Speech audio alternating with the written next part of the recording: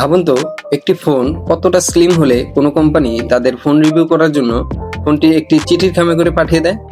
জানি না। থাক, আপনাদের আর মাথা ঘামাতে হবে না। আজকের ভিডিওতে আমরা টেকনো পোভা 5G এই ফোনটির একটি ছোট্ট রিভিউ করব। তো চলুন ভিডিওটা শুরু করা যাক।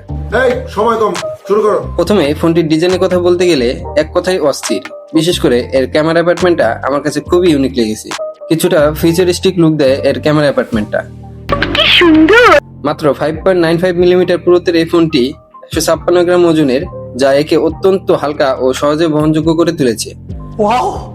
এছাড়া ভিতরে রয়েছে IP64 রেটিং এবং 810 মিলিমিটার স্ট্যান্ডার্ড সার্টিফিকেশন, যা এর টেকসইতাও নিশ্চিত করে।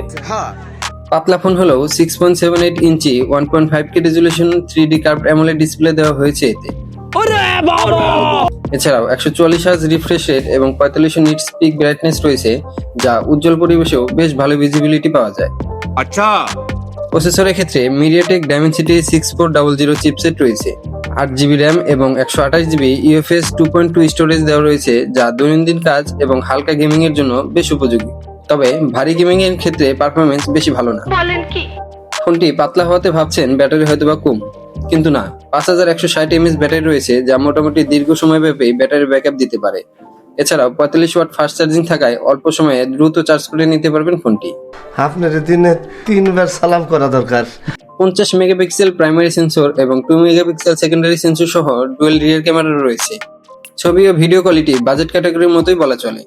দিনের বেলার ছবিগুলো ভালো হলেও রাতের ছবি এভারেজ। অন্যদিকে ফ্রন্টে 13 মেগাপিক্সেল সেলফি ক্যামেরা রয়েছে, যা মোটামুটি চলার মতো।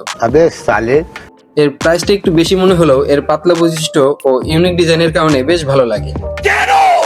প্রাইস পয়েন্টের কথা মাথায় না রেখে যদি একটি অন্যরকম ফোন ব্যবহার করতে চান আর মোটামুটি চলার মতো ডিভাইস চান, তাহলে এই ফোনটি হতে পারে আপনার জন্য সেরা আকর্ষণ।